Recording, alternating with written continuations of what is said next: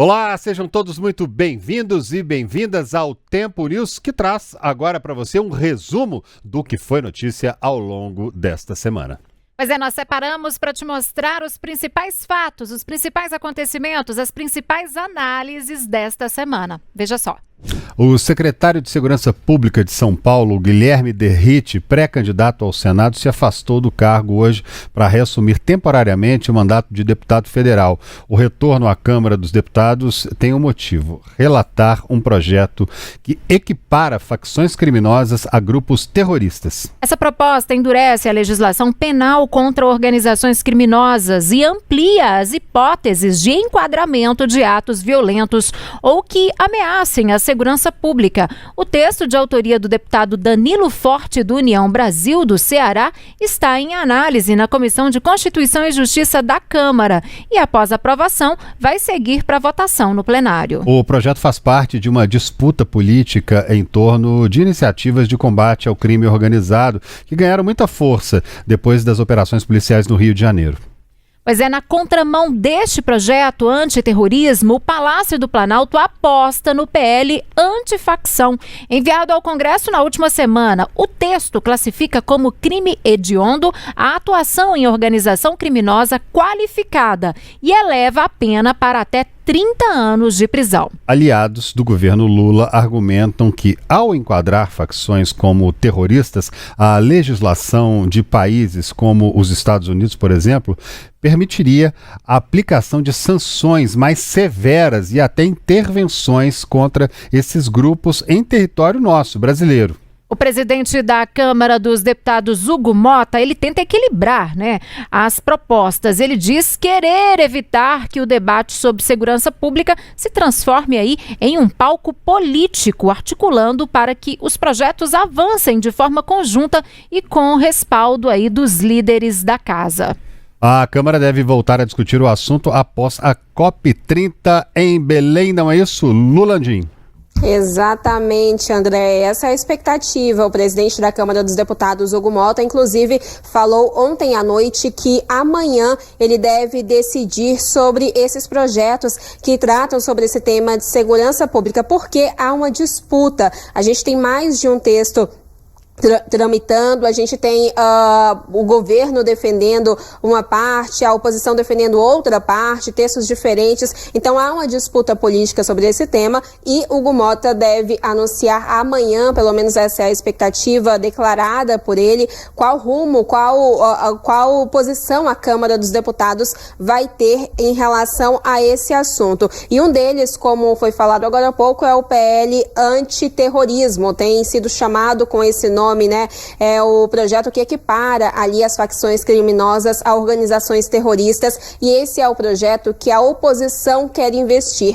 A gente teve, inclusive, o deputado, na verdade a gente coloca ele como secretário de Segurança Pública de São Paulo, que foi afastado, Guilherme Derrite, para voltar ao mandato de deputado federal, que é o mandato que ele foi eleito para exercer, mas estava licenciado, para ser relator desse projeto, desse PL antiterrorismo, e a gente teve esse movimento antes mesmo de Hugo Mota anunciar qual decisão que ele vai ter. A gente teve também o autor desse projeto, o deputado Danilo Forte, sugerindo ali que uma outra proposta, que é a que o governo do presidente Luiz Inácio Lula da Silva tem interesse, caminhe de forma conjunta com esse PL antiterrorismo. E esse é o projeto PL antifacção, que foi nomeado, Só que isso é rechaçado pela base. Então, a gente vai ver, a gente tem uma expectativa de entender amanhã como o Hugo Mota vai tratar todo esse assunto, toda essa disputa que envolve esse tema da segurança pública que chegou ao Congresso Nacional. Tá certo, Lu. Bom, e ainda neste assunto, nós vamos conversar agora com o Paulo Storani. O Paulo, que é antropólogo, capitão veterano do BOPE do Rio de Janeiro também. Paulo, boa noite para você. Sei que você já está aguardando um tempo aí, hoje com muito material ao vivo aqui, principalmente da COP30. A gente já pede desculpas e queremos convidá-lo, então, a nos ajudar a entender um pouco aqui dessa diferença. A conexão do Paulo caiu, a gente vai tentar reconectar exatamente para ele nos explicar um pouco dessa diferença, né? Esse assunto sobre segurança pública que já virou aí, na verdade, uma disputa verdadeiramente política, né? E aí tem esses dois projetos com nomes diferentes. Agora sim, restabelecemos a conexão com o Paulo. Paulo, não sei se você ouviu aqui a nossa introdução. Desejamos boas-vindas para você aqui no Tempo News. Desculpe aí pelo atraso, porque hoje nós tivemos muitos assuntos ao vivo, principalmente relacionados à COP30, e eu já queria começar te perguntando um pouco sobre esses projetos, sobre essas nomenclaturas aí, um vem com o PL antifacção, outro lado com o PL antiterrorismo. Qual que é a sua avaliação sobre essa questão? Boa noite. Boa noite a toda a audiência. Vocês já anteciparam muito bem, já deixando bem claro que existe um tratamento político e não técnico para o problema da segurança pública, né?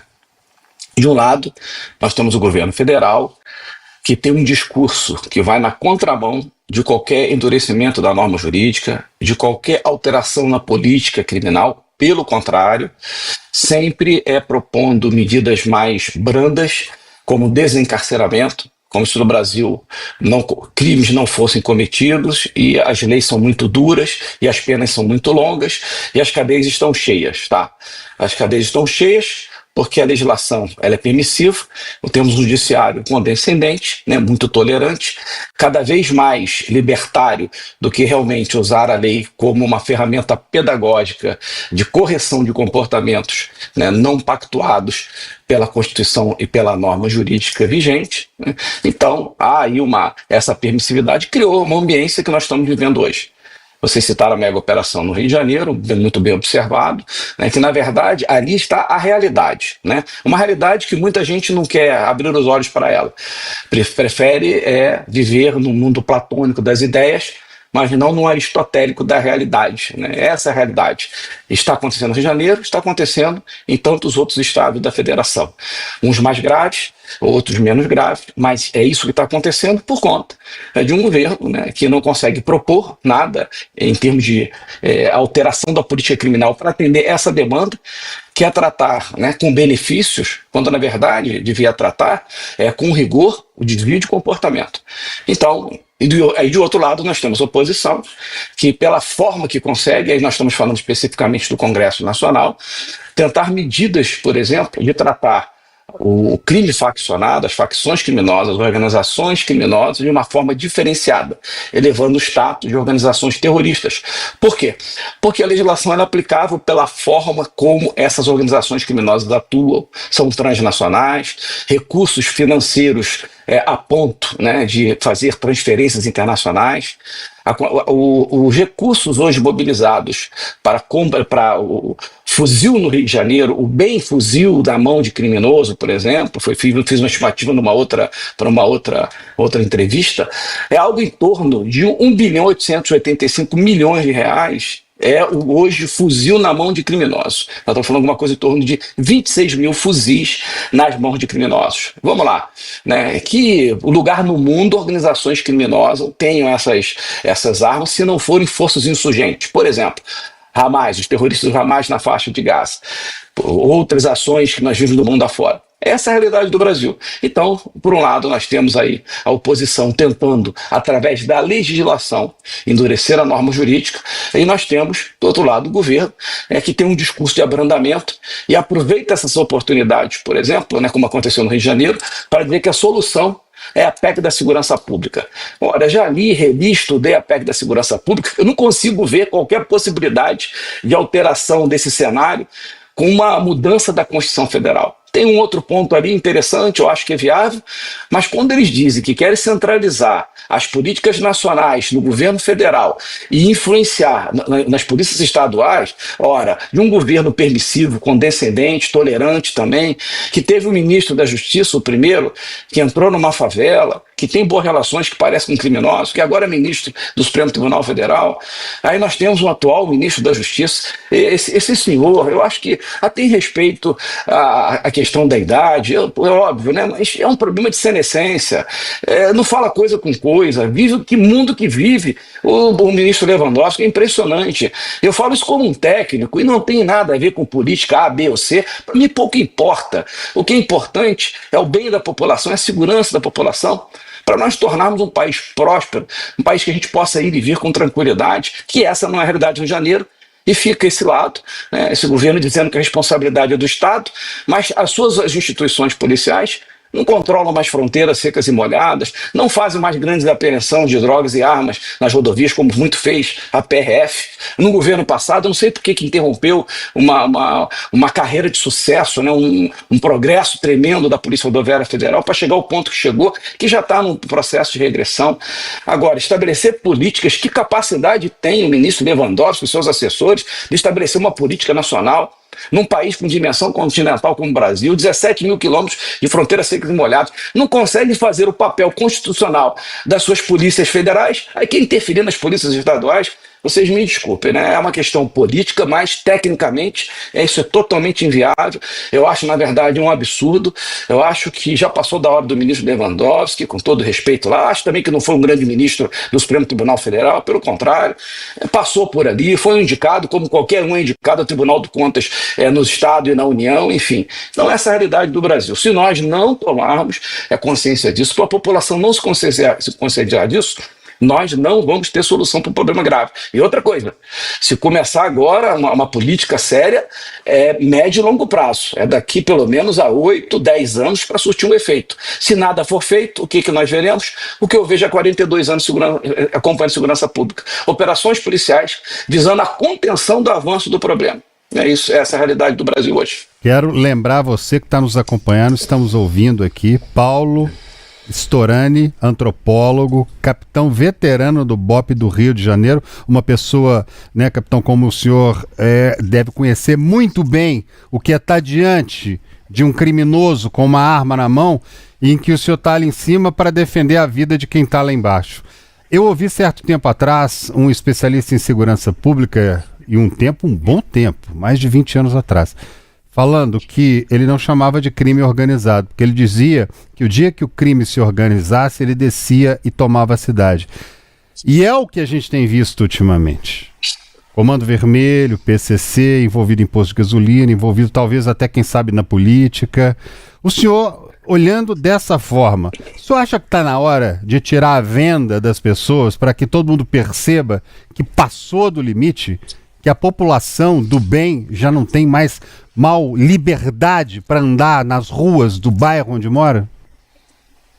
Essa hora ela já passou bastante tempo, né? Porque, diferente do que eu estou vendo aqui, nos questionamentos, naquilo que vocês expuseram de uma forma muito isenta, e vocês estão de parabéns, mas normalmente o que a gente vê, eu nem gosto do termo especialista em segurança pública, né? Porque ficou tão vulgarizado, é tanta gente que se tornou especialista em segurança pública, e eu me vejo numa situação de não me colocar desse jeito.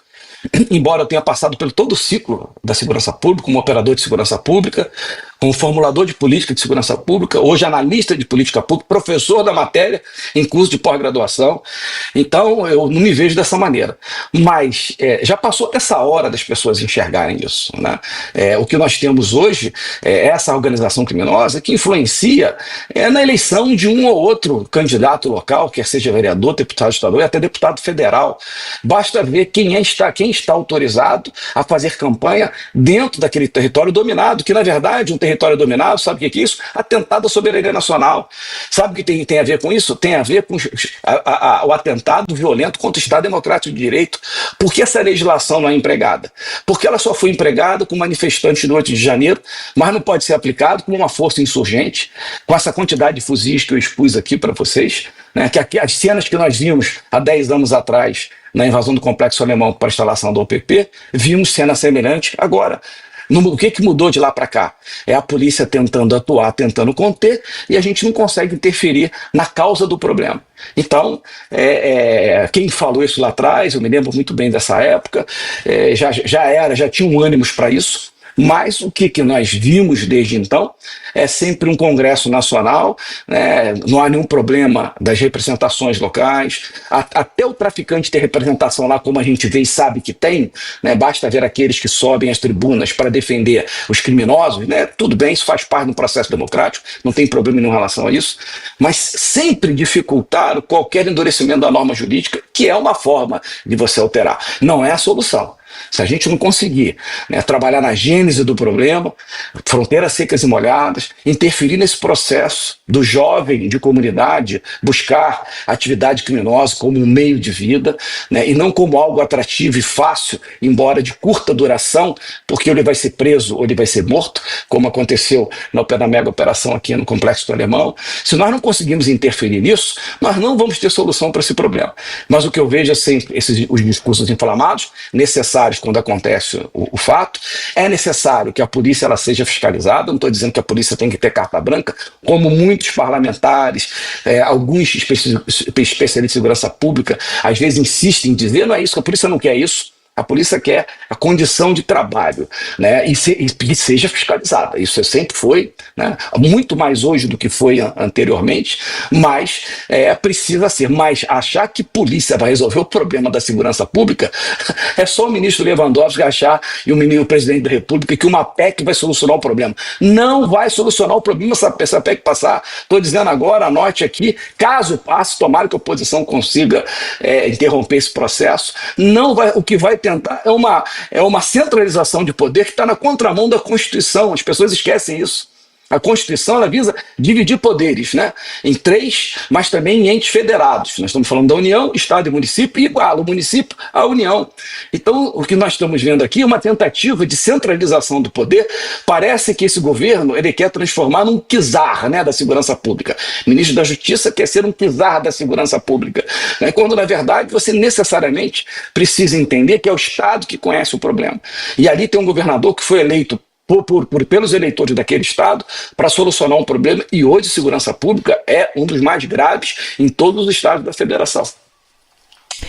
Tá certo. Paulo Storani é antropólogo e também capitão veterano do BOPE do Rio de Janeiro. Paulo, muitíssimo obrigada por participar conosco hoje aqui do Tempo News. Com certeza você vai receber contato aí nosso outras vezes, porque esse é um assunto que a gente vai estar sempre trazendo por aqui. A gente quer sempre ouvir especialistas como você para nos ajudar a entender em detalhes aí todos esses projetos que são tão importantes, né? Tem a ver com o nosso dia a dia, com a nossa segurança. Muito obrigado e excelente noite para você.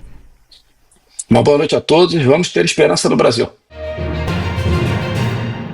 O governo dos Estados Unidos, hein, por meio da administração de combate às drogas, enviou uma carta ao secretário de Segurança Pública do Rio de Janeiro, Cláudio Castro, em apoio às forças de segurança brasileiras. O documento assinado por James Sparks, que é chefe da DEA no Brasil, acho que o departamento antidrogas aqui, né, ele inclusive lamentou a morte de 4 policiais durante as operações nos complexos do Alemão e também da Penha.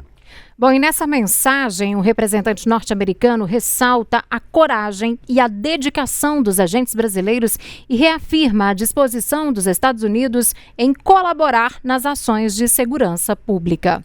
Lu, no meio de um clima de conversas e possíveis negociações entre os governos brasileiro e norte-americano, né, a gente sabe que tem sempre muitas repercussões aí em Brasília, mas por enquanto o que está acontecendo é uma espécie de um silêncio, como a gente tem acompanhado, né? Não está tendo muita repercussão ainda não, né? As pessoas não chegaram ainda a comentar essa carta não, né?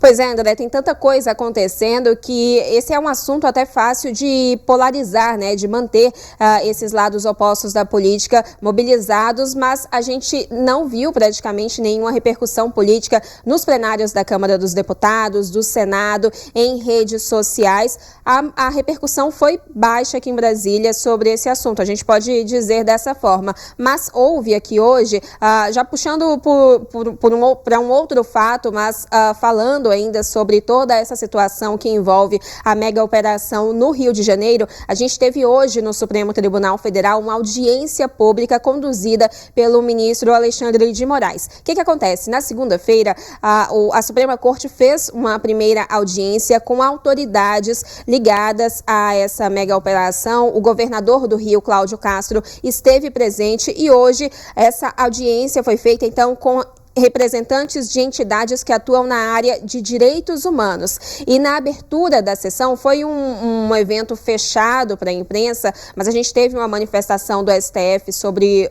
partes, né, das falas ali dentro. Na abertura, o ministro Alexandre de Moraes ele relembrou, na verdade, né, que por uma determinação anterior do plenário do STF, ali no início do ano, a Polícia Federal instaurou um inquérito para apurar 2 aspectos específicos relacionados ao enfrentamento ao crime organizado. Um deles, o funcionamento dos esquemas de lavagem de dinheiro no Rio de Janeiro e o outro, a infiltração de organizações criminosas no poder público. Segundo o ministro Alexandre de Moraes, é essencial que o Estado responda como recuperar territórios dominados por organizações criminosas. Então Moraes, a gente lembra, ele citou 2 inquéritos já abertos, mas tentando dar uma resposta, então, a essas entidades que representam direitos humanos que estavam presentes nessa audiência pública realizada hoje no Supremo Tribunal Federal.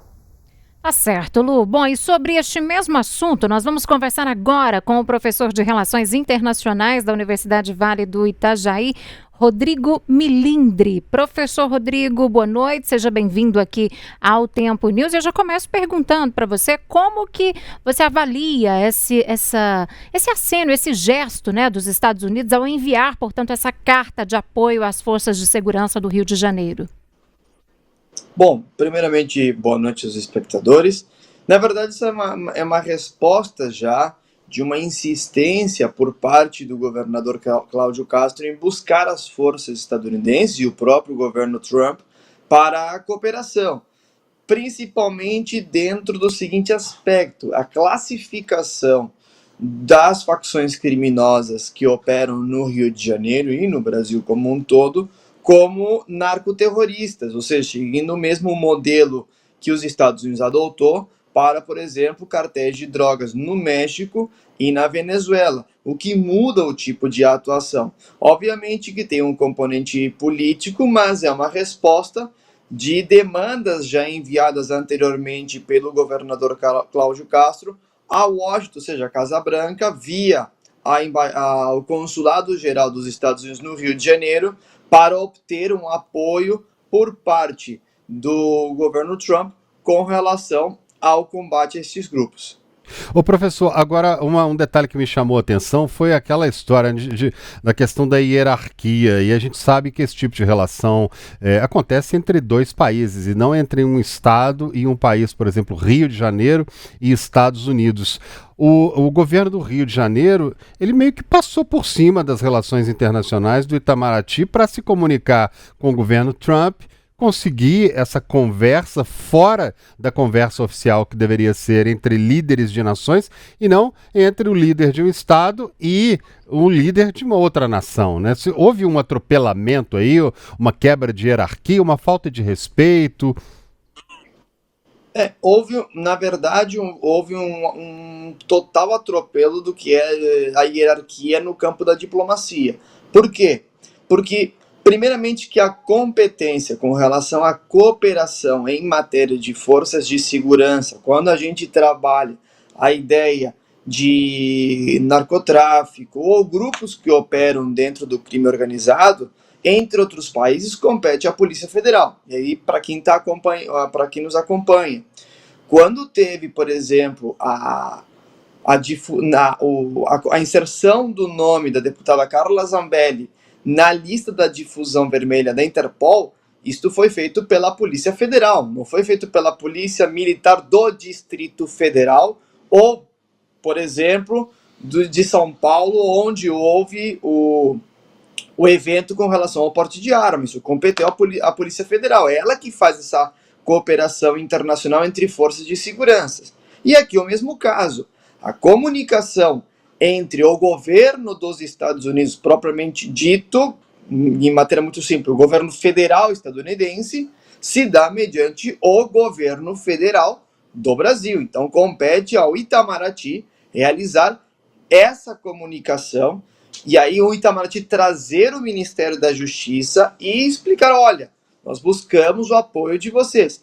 Tanto é que a agência do DEA, na verdade, ela se reporta em vários casos, ela está presente na Embaixada dos Estados Unidos. E as cooperações se reportam à Polícia Federal, porque é ela que possui a competência, por exemplo, de fronteiras, de operações e de todo o intercâmbio internacional.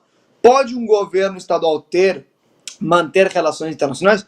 Pode, o nome disso é paradiplomacia. Mas ele tem muito mais relação com a atração de investimentos, empresas, divulgar o destino, tá? No máximo, uma cooperação internacional, por exemplo, para treinamentos de forças, mas nada dos moldes que foi visto agora do governo estadual pedir ajuda para a Casa Branca com relação a uma demanda que é a classificação do Comando Vermelho. Então foi um atropelo total, geral, que isso não está no roteiro, não é assim que funciona. E aí, como exemplo claro, a gente vê que as negociações entre o tarifaço estão se dando entre o Itamaraty com o Departamento de Estado, o Trump com o Lula. Não está envolvendo governadores, nem prefeitos, nem outros atores.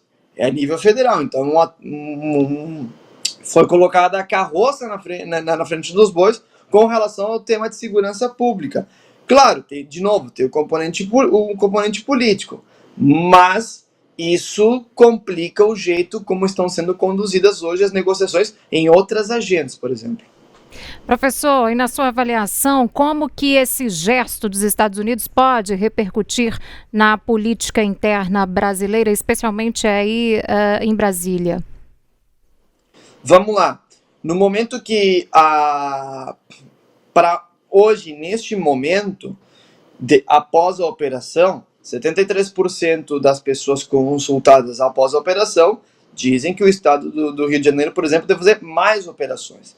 No mesmo molde, no mesmo período, de maneira muito, muito concomitante, nós temos PEC da Segurança Pública tramitando em Brasília e uma própria comissão. Então é uma pauta que repercute em Brasília porque pressiona o governo federal a que ele se mobilize politicamente e principalmente a ideia de cooperação regional, ou seja, se o grande problema, por exemplo, é a entrada de armas por fronteiras brasileiras, fronteiras terrestres, então demanda uma cooperação do governo federal com os países da região para coibir a entrada deste armamento, por exemplo. Isso por um lado. Por outro lado, tem o fator político. O governo federal vai ter que se mexer porque não é um país aleatório prestando apoio com relação ao combate ao crime organizado. É os Estados Unidos, o governo Trump, que já está conduzindo uma pauta contra grupos armados muito grande, e aí nós temos, por exemplo, os ataques realizados a embarcações no Mar do Caribe, em águas internacionais, mas no Mar do Caribe, em relação às tensões com a Venezuela. Então entra um pacote que o governo federal vai ter que se mobilizar diplomaticamente, porque vai ter que conversar com os players regionais em razão da cooperação para evitar a entrada de armamento, e no segundo aspecto vai precisar conversar politicamente, a base no Congresso, para evitar que a pauta tome outra proporção, sendo o seguinte, olha, daqui a pouco nós vamos pedir para os Estados Unidos pressionar com relação à classificação que se busca hoje de que facções criminosas sejam enquadradas como grupos terroristas. Então, a carta enviada pelo DEA representa uma carta na manga que a oposição tem para pressionar em Brasília pela reclassificação dos grupos armados. Um socialista muçulmano, ele foi eleito prefeito de Nova York, né? A eleição de Zoran Mamdani coroou uma ascensão extraordinária para o legislador que é de esquerda. O político começou um relativo anonimato ali, terminou como líder de uma campanha pelo cargo principal da maior cidade dos Estados Unidos. Vamos ver o que ele disse. Um trechinho aí. Isso. New York will be the light. Neste momento de escuridão política, Nova York será a luz. Aqui acreditamos em defender aqueles que amamos, sejam imigrantes, membros da comunidade trans ou uma das muitas mulheres negras que Donald Trump demitiu de um cargo federal.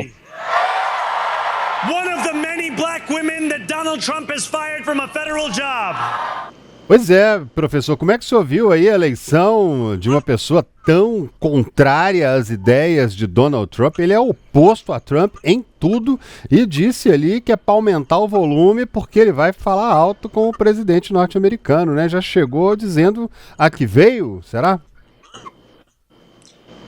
Na verdade, a vitória do prefeito de Nova York representa um ponto de inflexão dentro do que se traça de panorama com relação às próximas eleições. Tá? A gente precisa, para sintetizar e explicar para o nosso telespectador, os Estados Unidos têm eleição de meio de mandato, tá? E as eleições de meio de mandato vão efetuar uma troca do Congresso Nacional. Tá? A vitória do prefeito de Nova York, de acordo com o Trump, se deve a dois fatores, de acordo, e aqui parafraseando o presidente. O primeiro é o shutdown, então a paralisação do governo federal com relação aos gastos, porque ele não pode gastar mais dinheiro, precisa de uma nova aprovação por parte do Congresso para gastar mais.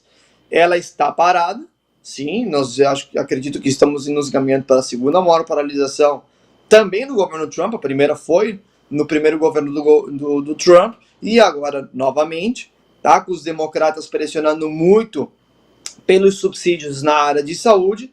E o segundo aspecto é que o Trump disse, olha, meu nome não estava nas cédulas, se meu nome não estava nas cédulas, isso aí não tá legal. Destaque, não é o presidente Trump que estava concorrendo, tá? Mas, na visão dele, faltou o candidato republicano colocar o nome do Trump nas cédulas ali na campanha. Destaque, tá? Havia 3 candidatos dentro da eleição para prefeito de Nova York. Tá? O Romney, que representa o Partido Democrata, tá? O Cuomo, que ele estava integrado aos democratas e se lançou como independente, que alcançou o segundo lugar, e os republicanos ficaram em terceiro, mas ficaram com uma porcentagem muito baixa. Tá? Por que representa um termômetro? Nova York sempre esteve sob o comando democrata.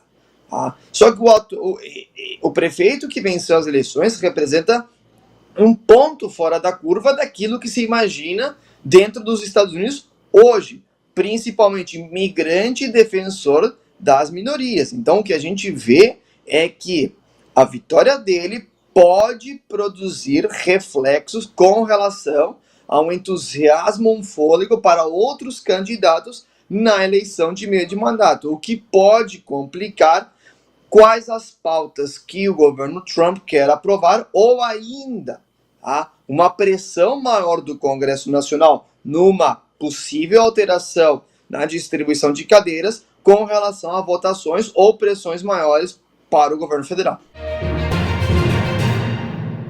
Após a mega operação nos complexos da Penha e do Alemão, que terminou com 121 mortos, entre eles 4 policiais, o ministro do Supremo Tribunal Federal, Alexandre de Moraes, se reuniu hoje com o governador do Rio, Cláudio Castro, e também outras autoridades. A reunião foi na capital.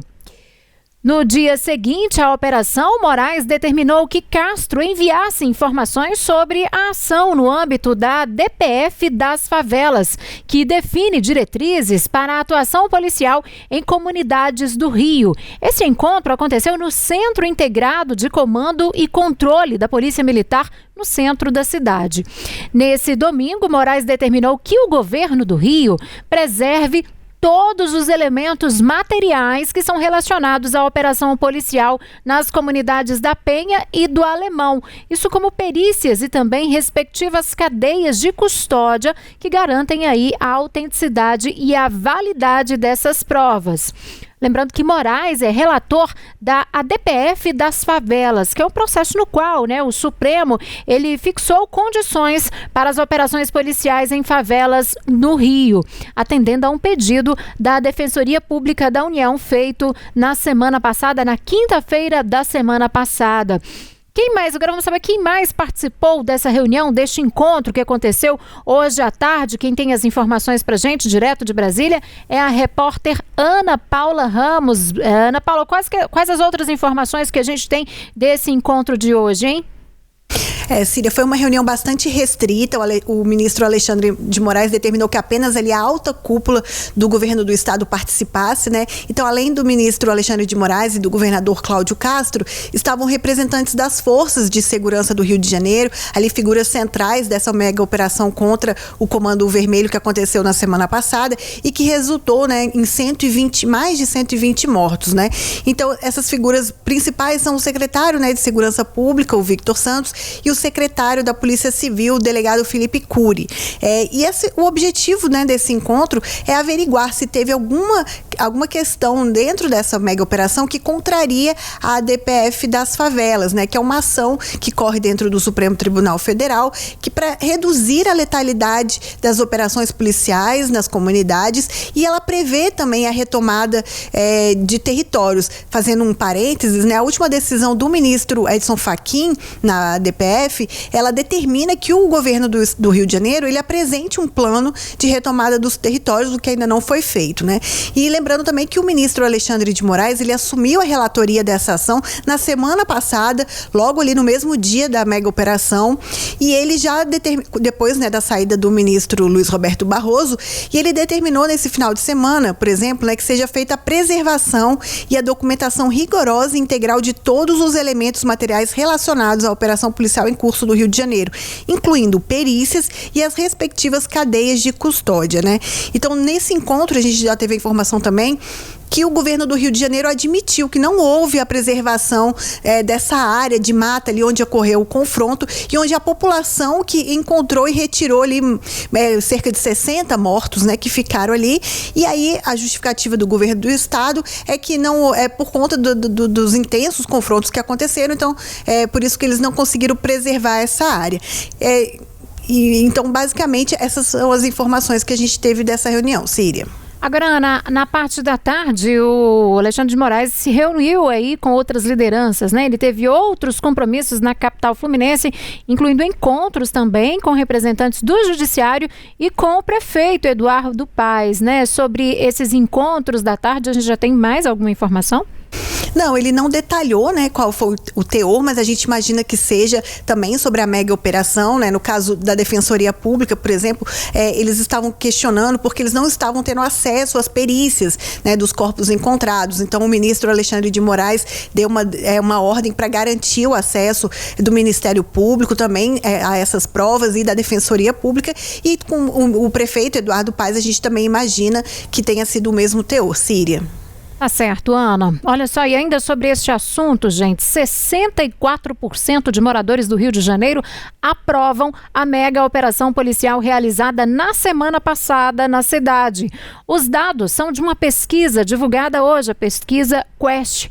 Os dados também mostram que 27% desaprovam e 6% nem aprovam e nem desaprovam. Aqueles que não sabem ou não quiseram responder correspondem aí a 3%. Vamos ver, portanto, reforçando aí o que eu disse, 64%, portanto, aprova quando eles respondem a essa pergunta. Você diria que aprova a operação? Então, as respostas ali, a maioria, 64% aprova, 27% desaprova, nem desaprova 6%, e não souberam responder ou não quiseram 3%. Agora, quando perguntado sobre enquadrar organizações do crime organizado como organizações terroristas, 72% disseram ser a favor, 23% contra e 5% disseram não saber ou não quiseram responder. Portanto, ali em verde, né, quando a pergunta é: você é contra ou a favor? 72%, portanto, desse número aí que é maioria. Agora, outro ponto questionado foi se a operação foi realizada com sucesso. Para 58%, a operação foi bem sucedida. Já para 32% foi um fracasso. E para 6%, esses 6% disseram aí que depende do ponto de vista, né? E 4% aí não quiseram, não souberam responder. A pesquisa também questionou sobre o governo Lula, né? Em relação ao governo Lula decretar GLO, que é a garantia de lei e ordem, para trazer aí o exército para o Rio, como aconteceu em 2018, né? 59%, portanto, dessas pessoas que foram entrevistadas disseram concordar, enquanto 38% discordam e 3% não souberam ou não quiseram opinar sobre essa questão da GLO. Nesse sentido, a pesquisa também perguntou se o escritório de emergência para o combate ao crime organizado é necessário. 94% das pessoas concordaram, enquanto 6% discordaram da criação, portanto, desse escritório. Outra pergunta foi: depois da operação, o Rio de Janeiro está mais ou menos seguro, hein? Está mais seguro? Olha só, 52% das pessoas que responderam disseram menos seguro, já 35% acreditam aí que está mais seguro e 13% não quiseram ou não souberam responder a esse questionamento. A pesquisa também avaliou o governador Cláudio Castro, governador do Rio de Janeiro. A aprovação dele cresceu e foi para 53% contra 40% de desaprovação. Então, depois dessa ação na semana passada, a aprovação do governador do Rio, Cláudio de Castro, subiu 10 pontos aí, de 43% para 53%. E por fim, a pesquisa também questionou em quais instituições a população mais acredita. Olha aí, as instituições detalhadas. Vem ali em primeiro lugar nas Forças Armadas, 84%.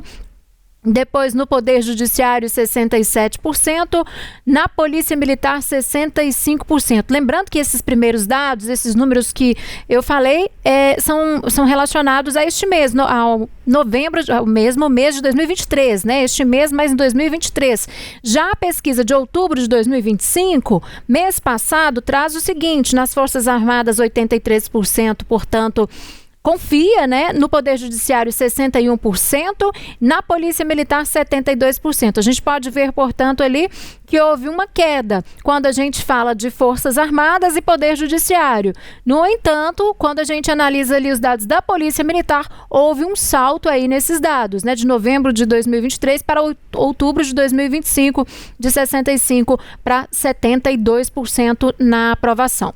O levantamento ele foi feito, gente, na quinta e na sexta-feira da semana passada, após a mega operação contra o Comando Vermelho nos complexos do Alemão e da Penha, na cidade do Rio, que terminou com mais de 120 mortos, incluindo 4 policiais. Foram ouvidos 1.500 moradores do Rio com 16 anos ou mais. Lembrando que tem a margem de erro, né, que é de 3 pontos percentuais, para mais ou para menos. E esse levantamento ele foi encomendado pela Genial Investimentos, a pesquisa Genial Quest. E ainda nesse assunto, uma investigação da Polícia Federal revelou um esquema de fábricas clandestinas de fuzis em São Paulo e também em Minas Gerais, que abastecem a facção criminosa Comando Vermelho. Segundo uma apuração da TV Globo, essas armas eram produzidas em Santa Bárbara do Oeste, uma cidade que fica no interior paulista. E essa fábrica usava pelo menos 11 equipamentos industriais de precisão para fabricar, portanto, o fuzil, né? O fuzil por inteiro. Usava vários materiais. Era uma planta industrial profissional. Não era uma fábrica, como a gente costuma chamar, de garagem, né? Ou de impressora 3D. Eram equipamentos de alta precisão. A Polícia Federal estima que as fábricas clandestinas chegaram a fornecer cerca de 1.000 fuzis para as facções no Rio de Janeiro. Não só no Complexo do Alemão, como também na Rocinha e no Complexo da Maré, para milícias e também para facções até fora do Rio, né? Chegaram a citar, por exemplo, Bahia e Ceará. E não era só em São Paulo. Em Minas Gerais, a produção e distribuição de fuzis pelo Comando Vermelho passava também por uma fábrica clandestina instalada na região oeste da capital mineira, Belo Horizonte. Segundo a apuração, o local funcionava sob a fachada de uma empresa de móveis, que parecia, na verdade, uma fábrica normal de móveis, esquadrias, portas, mas lá dentro tinha toda a operação ilícita. A estrutura clandestina em Belo Horizonte já havia sido alvo de uma operação da Polícia Federal em outubro de 2023. Naquela época, 3 pessoas foram presas. E a polícia afirmou também lá em 2023 que um investigado seria um dos investigados, né, um dos maiores fabricantes de armas do Brasil. Portanto, não é novidade, essa investigação vem desde o ano de 2023, no caso dessa fábrica que fica na capital de Minas Gerais, Belo Horizonte. E com foco, gente, no enfrentamento à criminalidade, na próxima terça-feira vai ser instalada no Senado a CPI, que é a Comissão Parlamentar de Inquérito do Crime Organizado. O objetivo do colegiado é apurar, né, a estruturação, a expansão e também o funcionamento de organizações com foco na atuação de milícias e facções, como o Primeiro Comando da Capital e também o Comando Vermelho. O senador mais antigo indicado para a CPI, Otto Alencar, do PSD da Bahia, ele vai conduzir a sessão de instalação dessa comissão. Alessandro Vieira, que é do MDB do Sergipe, que é autor do pedido de criação da CPI, deve ser designado relator dos trabalhos. Ana Paula Ramos, que vai nos dar mais detalhes sobre esse assunto. Ana Paula, já há um acordo aí em relação ao nome que vai presidir esse colegiado, hein? Não, Síria, ainda não houve um acordo, né? O nome, por enquanto, mais cotado é o do senador Fabiano Contarato, do PT do Espírito Santo, ele que é delegado da Polícia Civil. Mas a gente viu, né, na questão da CPMI e do INSS, né, quando o presidente do Senado, Davi Alcolumbre, chegou nas redes sociais a anunciar o senador Omar Aziz como presidente da comissão, e aí houve uma articulação da oposição, e no dia seguinte quem foi eleito foi o senador Carlos Viana, ali numa manobra. Então, depois dessa, os senadores estão mais cautelosos e a gente vai ter que aguardar amanhã de manhã para ter confirmação sobre esse nome, Síria. Tá certo, Ana. Conforme a Ana explicou pra gente, né, o regimento do Senado, pelo regimento, né, o presidente e o vice de uma CPI devem ser eleitos pelo colegiado, né? Uma vez eleito, portanto, o presidente vai designar um integrante para ser o relator dessa CPI. E, geralmente, essas definições, elas se dão por acordo, né? Mas há casos, como ela explicou, que a gente pode citar aí como exemplo do INSS, né? A CPMI do INSS, em que as negociações não são suficientes, né? E aí os nomes são definidos por todos aí, pela maioria na comissão, né? O pedido de criação dessa CPI, ele foi protocolado no dia 17 de junho, então já tem um tempo, mas o colegiado só ganhou força na semana passada, depois exatamente dessa nova crise na segurança pública, essa nova crise que se instalou aí no Rio de Janeiro, né? Com a operação contra o Comando Vermelho, que deixou mais de 120 mortos. Essa comissão, ela vai ter 11 senadores titulares e o mesmo número de suplentes.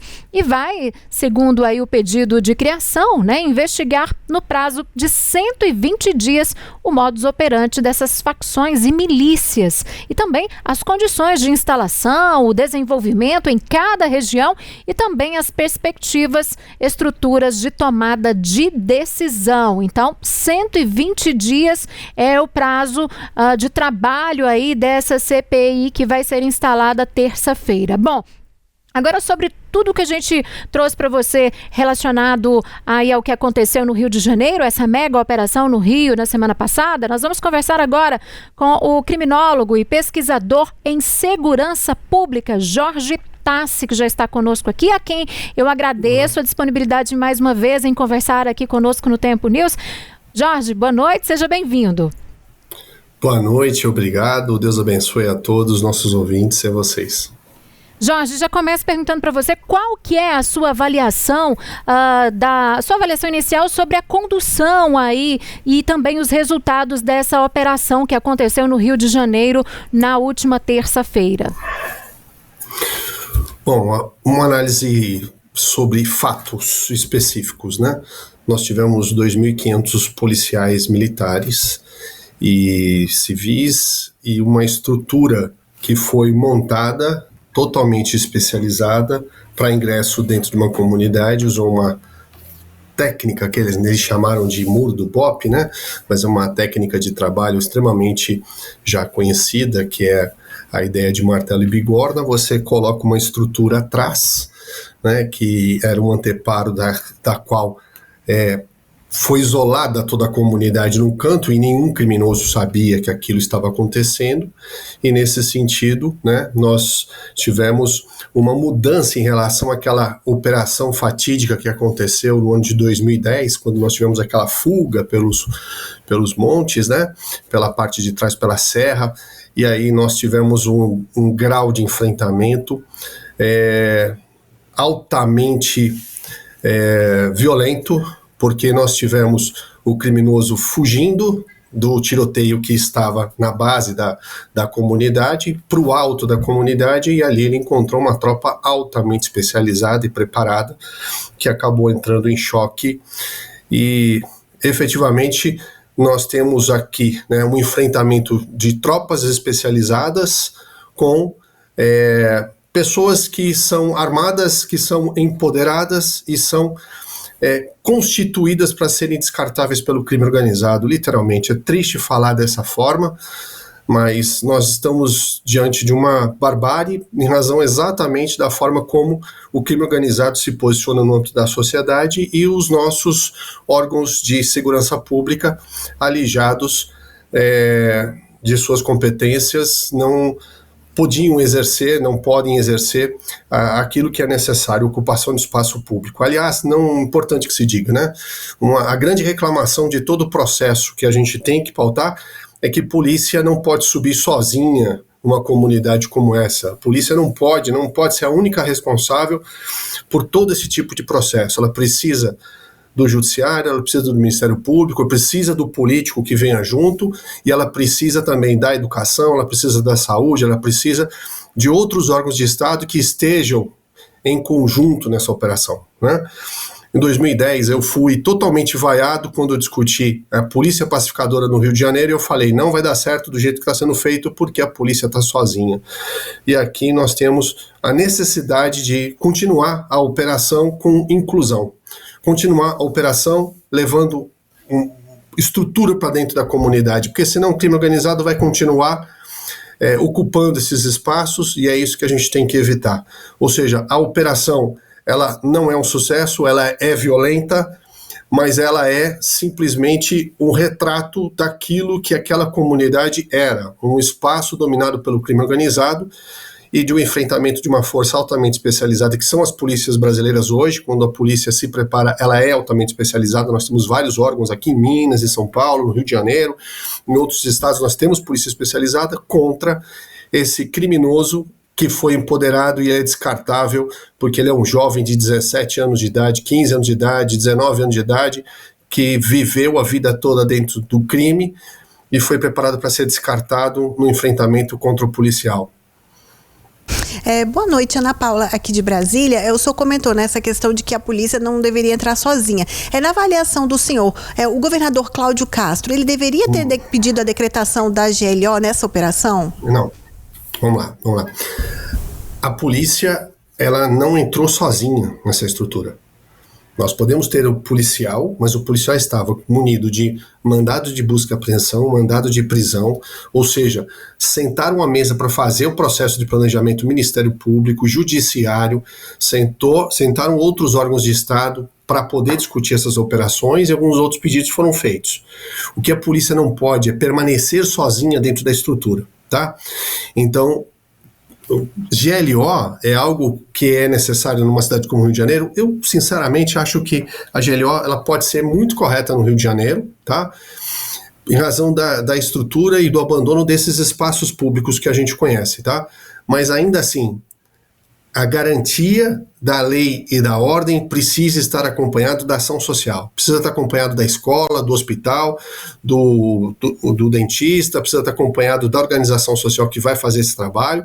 A polícia não pode estar sozinha nesse sentido, tá bom?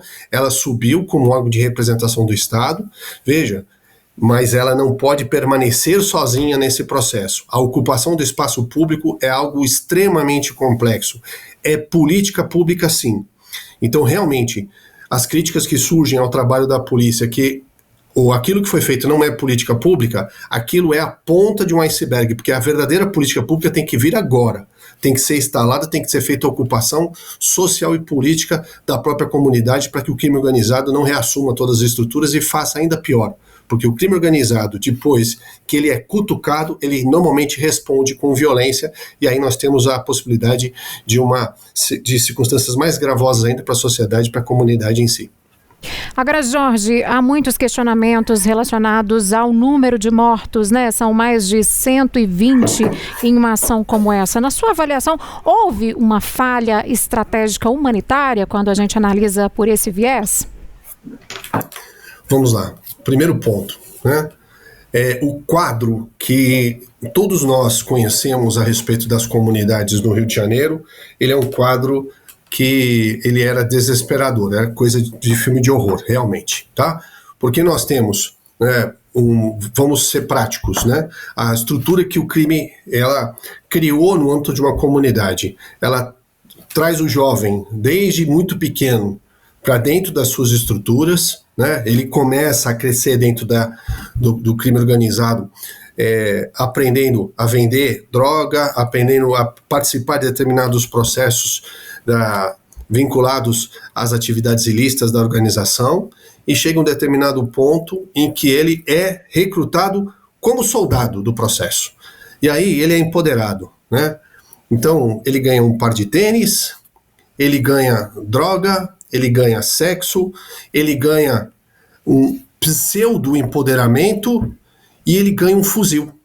Aí, a partir daquele momento, ele começa a treinar no meio do mato e ele acha que ele é o super-homem, e aí a organização fala para ele, tá? Mate um policial e eu vou te dar dinheiro, e eu vou te dar prêmio, eu vou te dar espaço, eu vou te dar poder. Esse empoderamento faz com que esse jovem, na medida em que o policial entra dentro de uma comunidade, veja uma oportunidade. E essa oportunidade acabou gerando esse tipo de processo, porque desta forma, a polícia ela veio, como nós falamos, num processo de martelo e bigorna. Ela travou o fundo da comunidade. Era a bigorna montada. Então a estrutura de poder que a polícia fez ali atrás era exatamente daqui não passa ninguém, tá? E do outro lado, ela veio subindo. Ela veio apertando aquele processo. Os vídeos que nós vimos na internet mostram, né, que aqueles criminosos estavam na parte de cima da comunidade, dominando, atirando lá de cima, e eles estavam dando risada, eles estavam felizes, eles estavam tranquilos. E esse tipo de processo, tá, acaba gerando o enfrentamento de uma corporação altamente especializada com alguém que se acha empoderado e que simplesmente subestima o próximo. A polícia veio não para matar, ponto final, porque se a polícia fosse realmente para matar, eu vou só chegar aqui e matar, nós teríamos 400, 500 mortes tranquilamente dentro da comunidade, tá? A polícia participou de enfrentamentos e, óbvio, das 121 mortes, cada uma delas tem uma história. É importante que nós saibamos disso, tá? Um policial que participa de uma troca de tiro, apesar de ter 2.500 policiais do lado dele, é no máximo ele e o colega dele que está ao lado, naquele momento, naquela circunstância. É uma história fechada, que tem que ser trabalhada, que tem que ser estudada, que tem que ser apurada dentro do processo, e está muito certo de se preservar o máximo possível daqueles fatores para que a ciência criminalística possa apurar o que de fato aconteceu naquela circunstância específica. Mas, né, houve um enfrentamento de uma tropa altamente especializada com, infelizmente, uma rede de jovens, a maior parte eram jovens, tá, que estavam vinculados a atividades criminosas, que foram falsamente empoderados e que foram envolvidos para que os líderes da facção criminosa pudessem fugir. E é isso que aconteceu. Eles são colocados dentro de um processo de sacrifício para que os líderes das organizações criminosas possam fugir. Tá? Aí está feito aquilo que o líder quis, né? Ele conseguiu escapar. Os outros jovens são totalmente substituíveis, são totalmente descartáveis. E é isso que infelizmente aconteceu. Eu queria perguntar para o senhor uma avaliação a respeito da DPF das favelas, né? Até das determinações do STF é de que haja um plano para a retomada dos territórios. Então, como especialista, eu queria que o senhor fizesse uma avaliação dessa ação que corre no Supremo Tribunal Federal. Bom, primeiro, naturalmente, existem dois vieses políticos dentro do próprio processo, um de direita e um de esquerda, discutindo esse tipo de demanda. Né? Uma coisa é prática. A retomada do território e principalmente o planejamento para a retomada do território tem que passar por uma avaliação técnica de como está o próprio território, literalmente. E nem essa avaliação o Estado tinha condições de fazer, porque a estrutura estava absolutamente controlada pelas facções criminosas. E isso ocorre, né, já há um bom tempo, mas principalmente se enfatizou nos últimos anos em razão exatamente de um distanciamento cada vez maior que foi da polícia da própria comunidade. Né? Então, é absolutamente necessário que esse plano seja constituído, que nós passemos a trabalhar em força-tarefa, ou seja, colocando todas as forças policiais na mesa, colocando todos os órgãos de Estado que podem trabalhar nesse plano, inclusive quem vai trazer as políticas públicas de inclusão e modificação dessa realidade, porque nós precisamos separar o jovem, né, dessa corja que efetivamente acaba cercando ele no dia a dia e que acaba fazendo com que ele seja algo totalmente descartável, como esse jovem que acabou entrando no embate com a polícia militar. Então, essa política precisa ser tratada, precisa ser trabalhada. A partir de agora, acima de tudo, é aquilo que se espera dentro dessa estrutura, que todos esses órgãos realmente vão trabalhar em paralelo sobre a investigação de cada um daqueles crimes, daqueles homicídios que aconteceram, tá? Muitos desses crimes, é fato, eu não tenho dúvidas, aconteceram sob a pleiade da legítima defesa, né, do próprio Estado trabalhando nesse sentido, e dessa forma é importante que se diga, né, aquele policial que está entrando dentro da comunidade, que está no processo de enfrentamento, ele não está ali para matar ninguém, não. O processo não é de ele matar, é de ele ocupar o espaço. E, infelizmente, nesse sentido, não há possibilidade de diálogo com quem porta um fuzil. O fuzil é um instrumento de combate. E como instrumento de combate, ele não permite diálogo. Mais de 100 fuzis foram encontrados dentro desses espaços. Nós tivemos esse enfrentamento de uma forma totalmente aberta. Os próprios jovens, eles utilizam as redes sociais para enaltecer o fato de estarem com fuzil e de usarem a violência como tema da vida deles. Esse tipo de circunstância não permite diálogo. Se nós quisermos ter uma sociedade diferente, nós precisamos trazer uma nova cultura para esse espaço. Droga, violência não gera coisas saudáveis para a vida das pessoas, destrói a família e, infelizmente, isso é o saldo desse abandono, dessa dissonância entre o Estado e a própria comunidade, que é a grande geradora desse tipo de problema. Agora, Jorge, na semana passada, quinta, sexta-feira, após essa mega operação, já tínhamos informações, né, do apoio dos moradores da comunidade a esse tipo de ação da polícia que aconteceu na terça-feira, né? Mas a gente ficou muito naquela coisa de pessoas que tinham as informações, que tinham conversado ali com moradores. Agora, hoje saiu um dado concreto, a pesquisa Genial Quest, que trouxe aí 64% dos entrevistados. Essa pesquisa ouviu ouviu 1.500 pessoas, moradores do Rio de Janeiro, né, esses moradores do Rio. Então, 64% dos ouvidos disseram, portanto, que são a favor da ação. Na sua avaliação, como que explica esse alto apoio popular? A população está cansada. A população, ela percebe esse distanciamento dos órgãos de segurança pública da própria ocupação do espaço público. Isso não acontece na comunidade, isso acontece em qualquer lugar. Eu estava na Polícia Militar de São Paulo, no dia 2 de outubro de 1992, quando aconteceu o 111 do Carandiru. Nós tínhamos uma realidade policial, hoje nós temos outra realidade policial completamente diferente.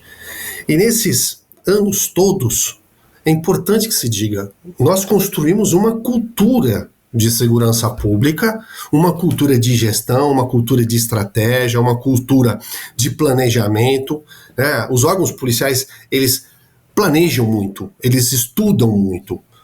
O policial treina, o treinamento faz parte do dia a dia do policial.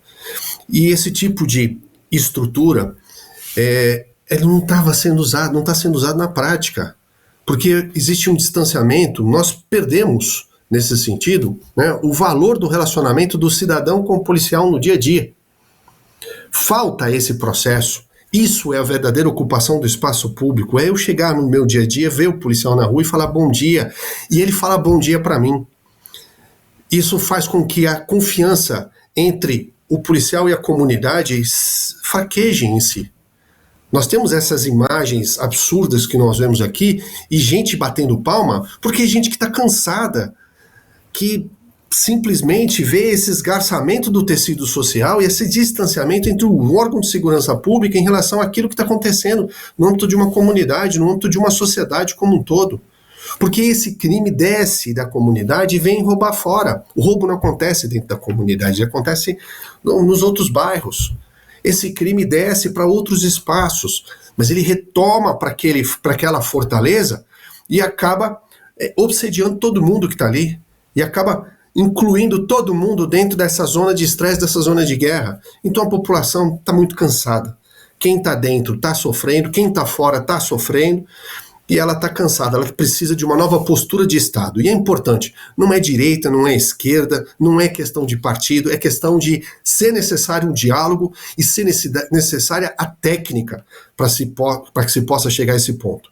E para se ter técnica dentro desse espaço de segurança pública, nós temos que olhar todos os lados. Temos que olhar o lado do direito, temos que olhar o lado da criminologia, temos que olhar os sociólogos, temos que estudar realmente aquilo que é o diálogo da própria comunidade, mas nós precisamos do policial sentado na mesa também. Todos eles têm que sentar, todos eles têm que dialogar, todos eles têm que mostrar o lado de cada um, para que se possa trazer um planejamento decente e se construir uma realidade em que população e polícia estão do mesmo lado. Isso vai fortalecer essa comunidade e vai diminuir a zona de influência do crime organizado, não no Rio de Janeiro, em Minas ou qualquer estado do Brasil. Agora, Jorge, nós tivemos aí as UPPs, que foi um modelo que representou esperança aí por um bom tempo nas comunidades, né? O que aconteceu com esse modelo que não deu certo? Então, foi nesse modelo que eu fui totalmente vaiado na Conferência Nacional das Guardas Municipais, né? Porque eu cheguei ali e falei assim, infelizmente as UPPs não vão dar certo quando as UPPs estavam instaladas, né? E elas não vão dar certo por um motivo muito simples, porque a polícia entrou e a polícia ficou sozinha, literalmente, né?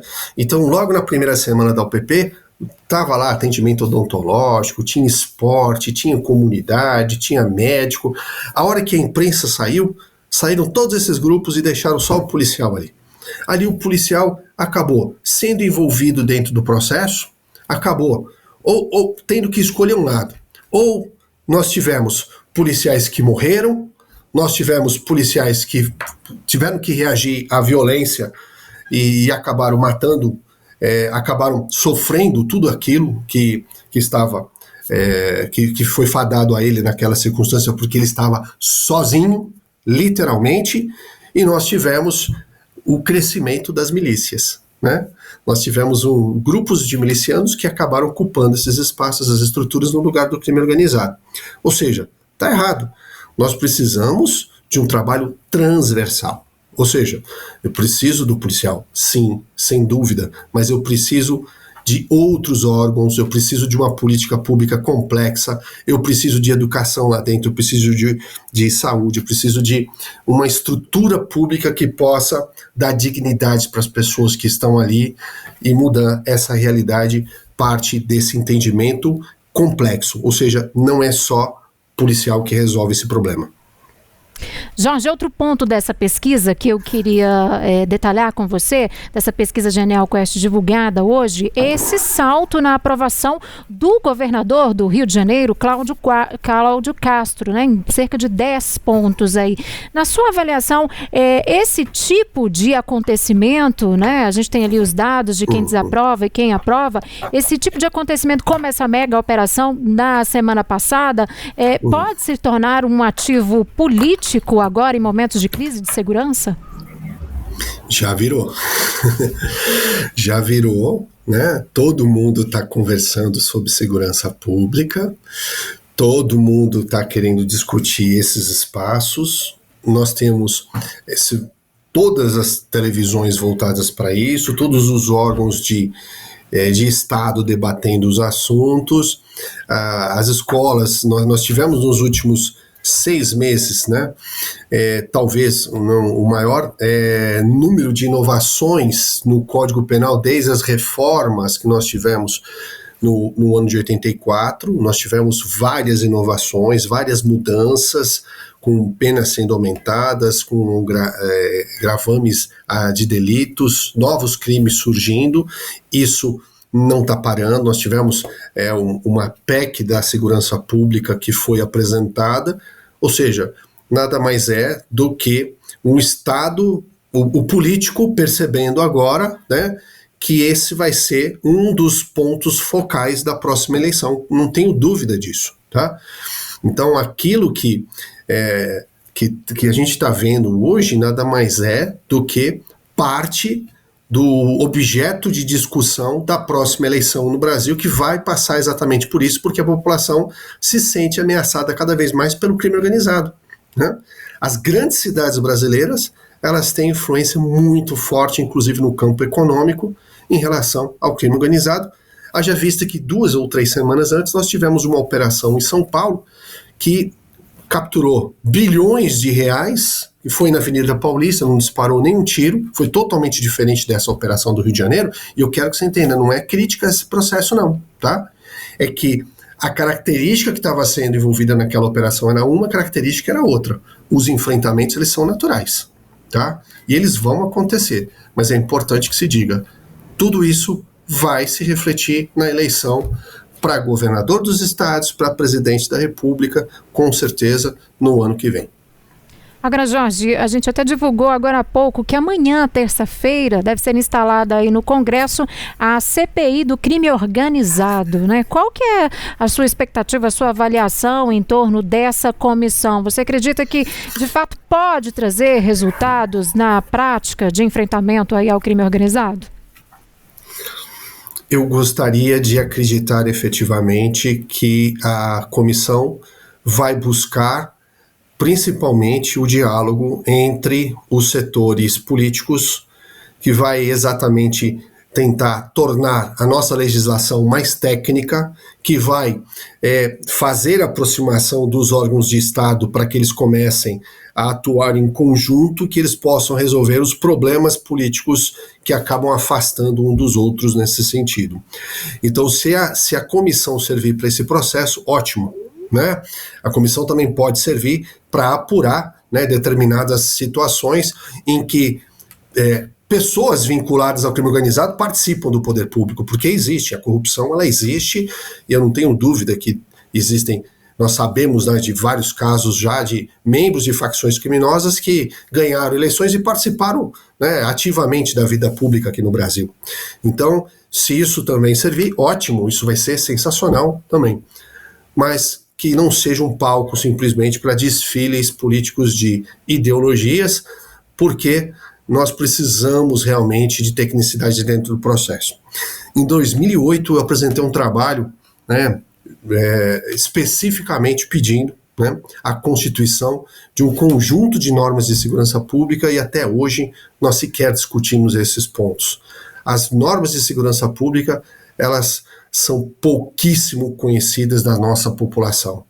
Nós tratamos segurança pública como crime, ponto. Então nós criamos leis criminais, penais, criminais, penais, aumentamos pena anos e anos e anos e anos, agora 30, 40, depois nós vamos para 50, 60 anos, mas é importante que se diga, nós precisamos de normas que regulamentem o trabalho do policial para que ele possa ter segurança, para que ele possa ter estrutura de trabalho, né? Para que ele possa ser reconhecido e principalmente ter independência naquilo que faz, sendo reconhecido como um técnico em operações nesse sentido.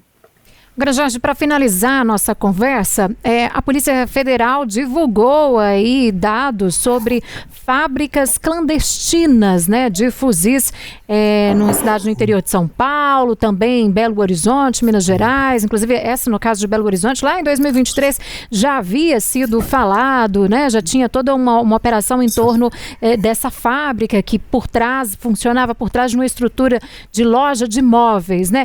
O que na sua avaliação isso revela aí da organização do crime no país e também da estrutura até logística mesmo, eu digo, dessas facções no Brasil?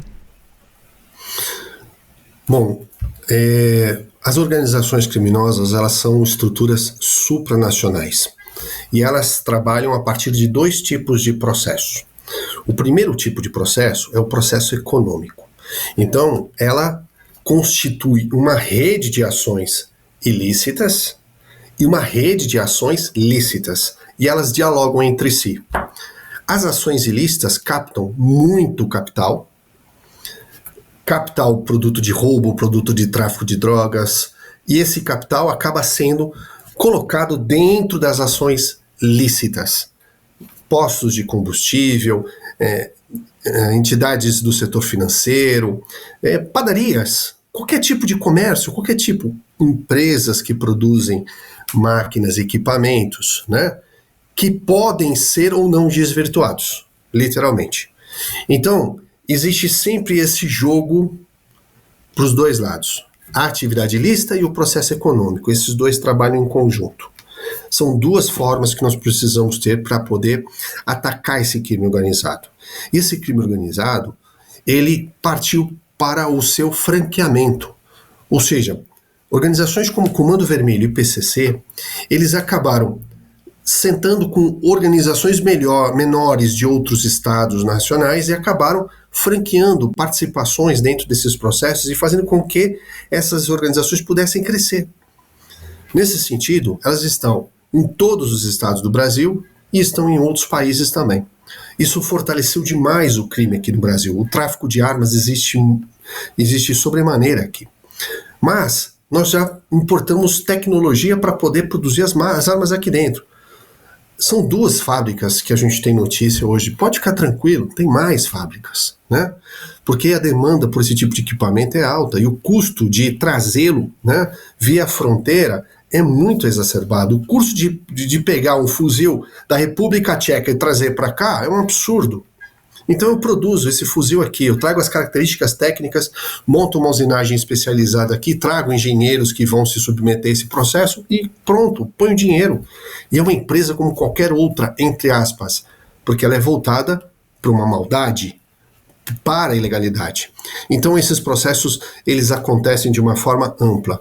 Nós precisamos seguir o dinheiro, nós precisamos buscar e tentar travar o dinheiro dessas organizações. Por quê? Porque é menos violento, literalmente. Expõe menos o policial militar, expõe mais o policial federal.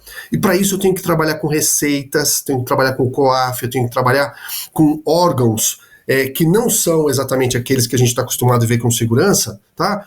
Sabendo que eles também são órgãos de segurança. Porque é órgão de segurança todo aquele que está exercitando o poder de polícia no âmbito da sociedade. Então, aquele que controla o nosso dinheiro vai ter que controlar esse tipo de atividade e poder afunilar as ações desse crime organizado, que é a grande mazela que nós temos na nossa sociedade hoje. Tá certo. Jorge Tassi, que é criminólogo e também pesquisador, mais uma vez conosco aqui no Tempo News, nos ajudando, dando uma aula, né, de tudo que é ligado à segurança pública, ajudando a gente entender um pouco mais aí de tudo que acontece com o crime organizado. Jorge, muito obrigada pela sua participação e até uma próxima.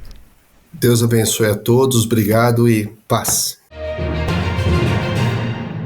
A Conferência das Nações Unidas sobre Mudanças Climáticas começa na próxima segunda-feira em Belém, no Pará. O evento reúne líderes mundiais, cientistas e ativistas para definir os próximos passos na luta contra as mudanças climáticas. É a primeira vez desde a Eco 92, no Rio de Janeiro, que o Brasil cediu uma cúpula climática da ONU. Nesta semana, o presidente Luiz Inácio Lula da Silva recebeu chefes de Estado na cúpula de líderes e reforçou o compromisso do Brasil com a redução dos combustíveis fósseis e o fim do desmatamento na Amazônia. Vamos ver o que ele disse hoje. Um processo justo, ordenado e equitativo de afastamento dos combustíveis fósseis demanda o acesso à tecnologia de financiamento para os países do sul global. Há espaço para explorar mecanismos inovadores de troca de dívida por financiamento da iniciativa de mitigação climática e transição energética. Direcionar parte dos lucros com a exploração de petróleo para a transição energética permanece um caminho válido para os países em desenvolvimento. O Brasil estabelecerá um fundo dessa natureza para financiar o enfrentamento da mudança do clima e promover justiça climática. O mundo precisa de um mapa do caminho claro para acabar com essa dependência dos combustíveis fósseis. É tempo de diversificar nossas matrizes energéticas, ampliar as fontes renováveis e acelerar a produção e o uso de combustíveis sustentáveis. Isso requer alguns compromissos centrais. Em primeiro lugar, implementar o Acordo de Dubai de triplicar a energia renovável e de dobrar a eficiência energética até 2030. Em segundo lugar, colocar a eliminação da pobreza energética no centro do debate e incluir metas de cocção limpa e de acesso à eletricidade nos planos climáticos.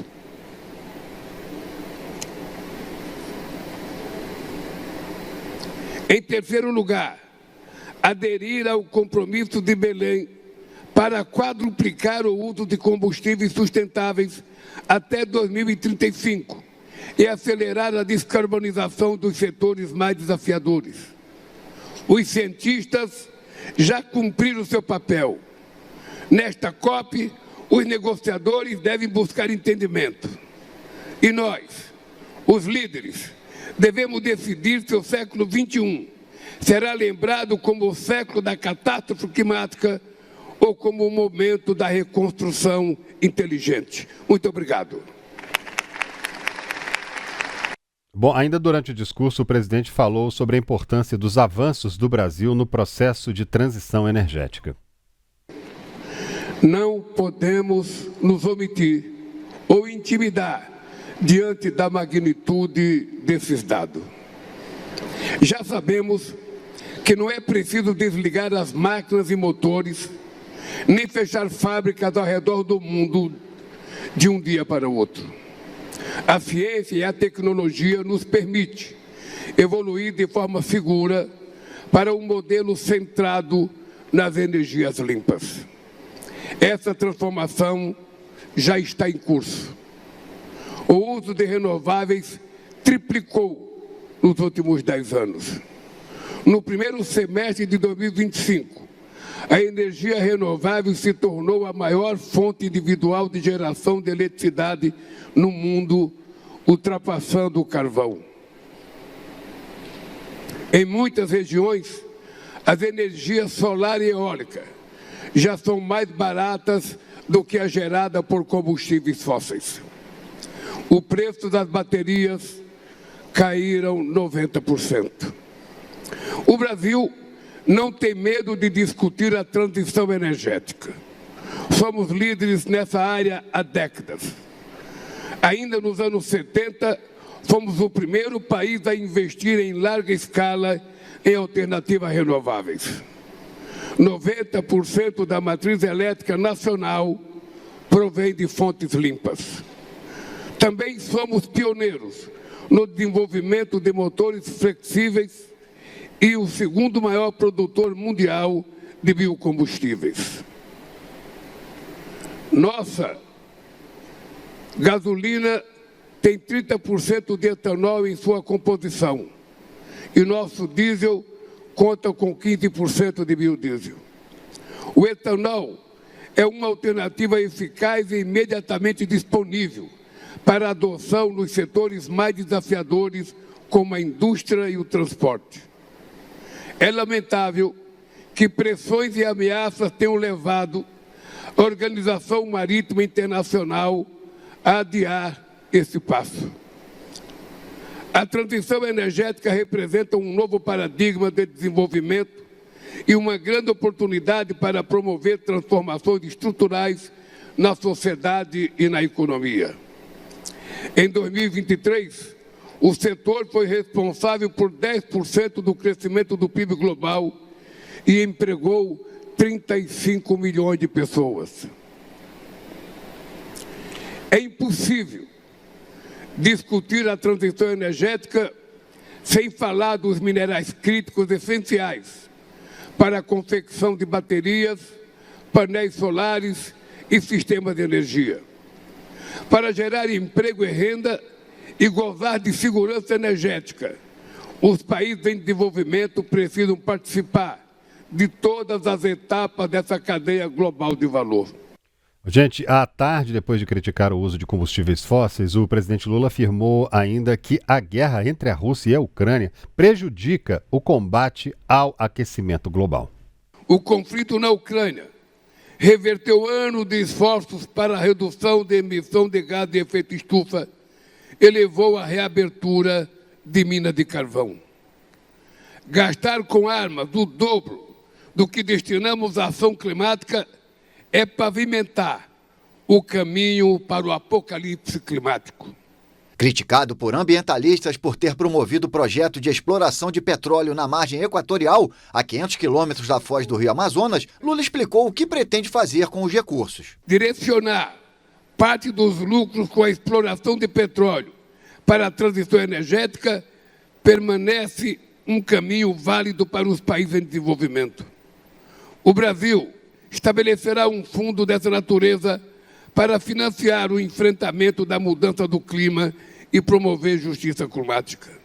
A COP30, a primeira conferência climática da ONU na Amazônia, começa na segunda-feira, dia 10, e termina no dia 21 de novembro. No encontro, o Papa Francisco, o Papa Leão XIV, né, falou pelo cardeal Pietro Parolin, que destacou a necessidade de solidariedade e ações conjuntas para enfrentar a crise climática. O presidente da França, Emmanuel Macron, que também participa do encontro, pediu que líderes coloquem a ciência à frente de qualquer ideologia quando o assunto é clima do planeta. Com a abertura da COP30, devemos reafirmar o espírito que guiou a adoção do Acordo de Paris, a escolha do multilateralismo em detrimento do isolacionismo, da ciência em detrimento da ideologia e da ação em detrimento do fatalismo.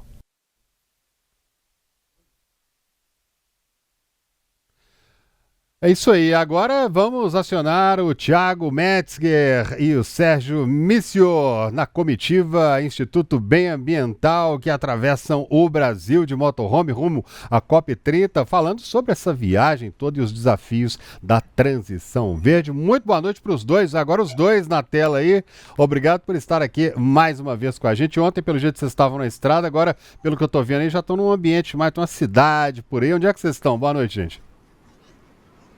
Boa noite, André. Espero que seja tudo bem por aí também. Nós agora estamos em Imperatriz, depois de uma longa viagem. Ontem tivemos esse sinal um pouco comprometido de Palmas no Tocantins até aqui.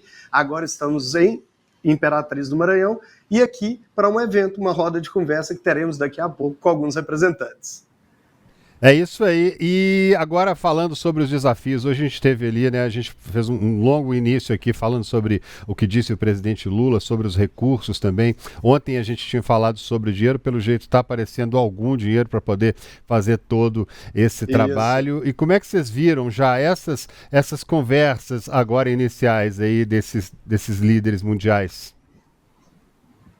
Bom, ontem nós tivemos na abertura da Cúpula dos Povos, André e quem está nos acompanhando, muito boa noite, a fala bastante contundente, como é usual, do Antônio Guterres, o secretário-geral da ONU, e ele repetiu por 3 vezes, essa é a COP da implementação, e ele citou 3 vezes, implementar, implementar, implementar. Ou seja, após 10 anos do Acordo de Paris, a grande expectativa é em torno da implementação. E, nesse sentido, a pauta chamada de adaptação às mudanças climáticas, que se relaciona diretamente com essa expedição que nós estamos fazendo, ou seja, como adaptar a localidade, como impactar positivamente a vida das pessoas, o cotidiano, passa a ser um ponto central nessa COP, André. Pois é, quer dizer, o Guterres já fez o alerta, ele falou que nós não vamos conseguir atingir os níveis que são os desejáveis, né? Agora eu quero convidar vocês para a gente fazer um pensamento junto aqui. Vamos voltar no tempo um pouco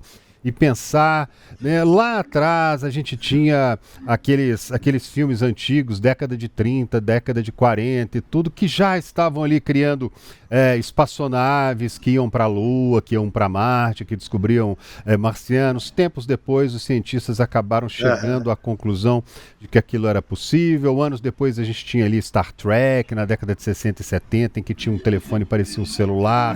A gente tinha várias coisas vistas antes por artistas que já observavam o que estava vindo para o futuro. Muita gente fala que artista consegue ver um pouquinho mais na frente do que está acontecendo. E a gente viu algum tempo atrás, ali, lá na década de 80 também, aquele filme O Dia Depois de Amanhã, que falava sobre a possibilidade de uma guerra nuclear, como é que seria, o que aconteceria. E ultimamente o que tem tido de filmes sobre fim do mundo, fim dos tempos, catástrofe mundial, o ser humano recomeçando. Será que essa turma está querendo dizer alguma coisa que eles já estão vendo? Ao que tudo indica, vai ser bastante difícil. A pessoa acha que não, mas 1,5 graus, 2 graus acima do que a gente está vivendo hoje no planeta Terra significa muita coisa. Derretimento das camadas polares, por exemplo, é um dos problemas que pode afetar milhares de pessoas no mundo inteiro, né, gente? Exatamente, André. E olha só, ontem a gente estava com um sinal um pouco ruim, mas eu queria trazer essa informação. No primeiro dia que estivemos aqui ao vivo com você, nós falamos um spoiler, que provavelmente seria anunciado nessa COP, que 1,5 graus de aquecimento médio não seria alcançado porque as metas não estavam tão ambiciosas. E ontem o Guterres exatamente fez essa afirmação na cúpula dos líderes, né, que está acontecendo. E André, pode ser uma analogia com o que você está falando, mas foi exatamente na década de 80 que o IPCC começou a trazer essas modelagens frente aos aquecimentos e os cenários globais. Então, desde essa época, nós estamos já compondo a base científica, estamos criando os cenários, está sendo criadas as metas de redução para cada país, as chamadas NDCs, né, as contribuições nacionalmente determinadas, para que exatamente a gente nos proteja um pouco disso, que a gente aumente a nossa resiliência e tenha adaptação para ter uma qualidade de vida um pouco melhor do que o Star Trek previa nesses momentos fictícios. Mas a ficção está muito próximo da realidade. 1,5, André, de aumento não é catastrófico. A grande questão é que aumenta-se a imprevisibilidade. E aumentando a imprevisibilidade, o nosso tempo de resposta aumenta e, consequentemente, os custos aumentam, sem falar nas vidas que podem também ser afetadas, principalmente dos grupos mais vulneráveis. Mas 1,5 graus era um limiar importante da humanidade. Por isso que eu entendo que nós não devemos ainda abandonar completamente essa meta, né, Sérgio? Porque nós devemos ainda trabalhar com ambições para 1,6, 1,7, mas não devemos descartar essa métrica, porque é importante para a humanidade se sentir, pelo menos, mais adaptada frente a essas realidades. Agora eu destacaria, Tiago, também uma visão um pouco mais otimista dentro de um realismo, de uma realidade que envolve a questão do engajamento da iniciativa privada, pois vários estudos têm sido publicados recentemente. Um deles me chama muito a atenção, que diz que cada dólar investido nessa adaptação, nessa prevenção, pode gerar uma economia de 10 dólares. Exato. Ou seja, há um engajamento da iniciativa privada, pois ela consegue entender claramente os riscos e os impactos econômicos, de um lado, e, de outra forma, as oportunidades também de desenvolvimento de uma novíssima economia verde, limpa e renovável, como é o caso das energias alternativas, das energias hoje já bastante presentes no Brasil, como energia solar, como energia eólica, além, lógico, né, da nossa matriz hidráulica, né? E essas energias hoje já são mais baratas, como o próprio presidente Lula falava há pouco, no seu discurso. Então veja que essa economia também começa a despontar e ela dá tração a essa transformação. Então, nesse sentido, eu acho que, claro, as metas precisam ser mais ousadas, mas também já começa a haver um entendimento de toda a sociedade e até dos detentores, dos grandes capitais, de que é necessário essa adaptação e que ela pode ser também uma economia se comparada com os eventos trágicos que a gente teve, como, por exemplo, do Rio Grande do Sul. Pois é, o presidente Lula tem falado que essa é a COP da verdade, né? E a gente tem uma verdade muito clara aí exposta nesse encontro, que é a ausência dos Estados Unidos, a nação mais poderosa do planeta. A nação que poderia fazer muito, no entanto, nega o aquecimento global, nega as mudanças climáticas. Essa verdade sobre a qual o presidente Lula se refere, talvez a gente pode estar falando aí de a verdade é que os grandes poderosos, as pessoas que realmente poderiam fazer alguma coisa para ajudar, não estão fazendo, embora até a China tenha enviado um representante, né?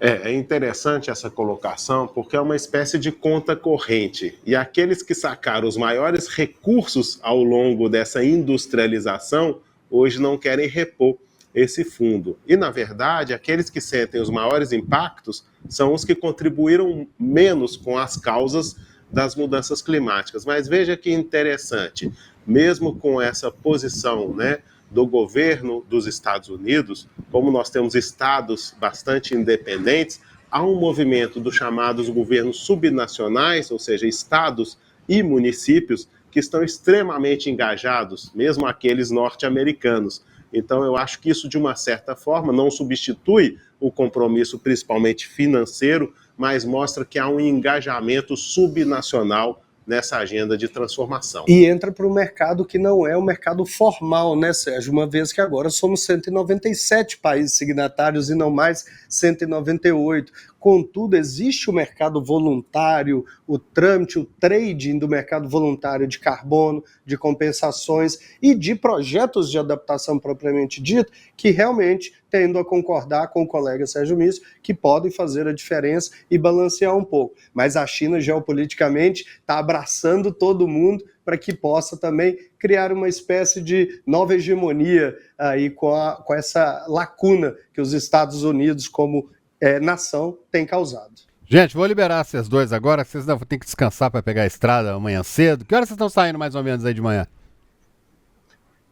Normalmente a gente passa os períodos da manhã fazendo essas vozes, né, essas conversas, buscando essas vozes da comunidade, dos territórios, e na sequência próxima do horário do almoço a gente sai, pega a estrada, e essa é a programação, porque nós temos ainda 2 dias de viagem até chegar em Belém. Agora, já que você falou, André, também dessa COP da verdade, o território também, a localidade, tem trazido uma verdade muito impactante, muito nítida. A gente consegue ver, ao mesmo tempo, desafios, mas também muito engajamento e transformações que podem ser multiplicadas, e essas vozes das comunidades vão ser também ecoadas dentro da COP, dentro da diplomacia global. Nós vamos contar isso, que está sendo emocionante, André. Depois nós vamos contar esses bastidores. Pois é, vou querer saber sim, vocês vão ficar com a gente aqui, com toda certeza a gente vai acompanhar tudo aqui. Deixa para a turma que gosta de acompanhar aí pelo Instagram, vocês estão com lá, eu vi lá que vocês estão, comecei a seguir vocês lá, que vocês estão postando um monte de coisa no Instagram lá, né?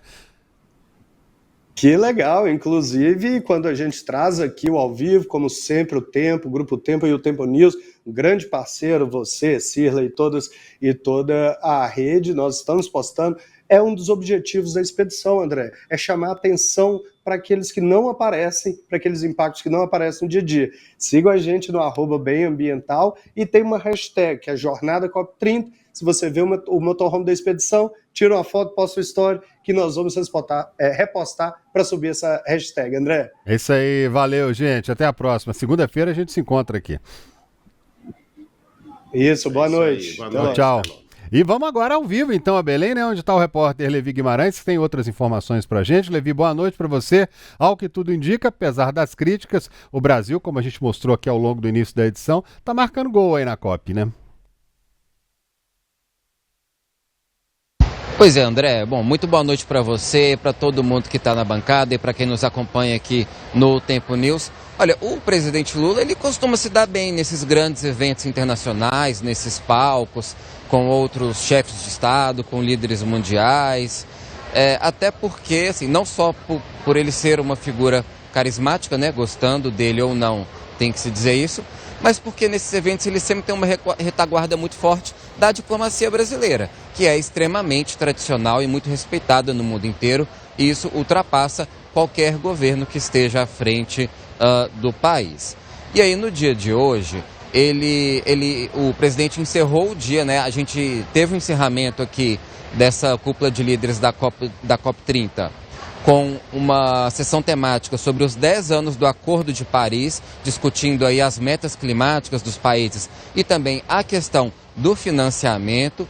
E aí o presidente Lula, ele fez um discurso de abertura e ele defendeu um imposto global sobre empresas multinacionais e também um imposto sobre grandes fortunas para financiar as ações necessárias para fazer a transição climática, para que os países, principalmente os países em desenvolvimento, façam a transição dos combustíveis fósseis, como o petróleo, o carvão mineral, o gás, para as fontes renováveis, aí, como a energia solar, a eólica e também os biocombustíveis. Bom, essa é uma defesa histórica do presidente, não é a primeira vez que ele faz isso, mas dessa vez ele faz num palco ali com outros chefes de governos internacionais, e é uma proposta também defendida pela presidência da COP30, pelo o embaixador André Corrêa do Lago, que é o presidente da COP30.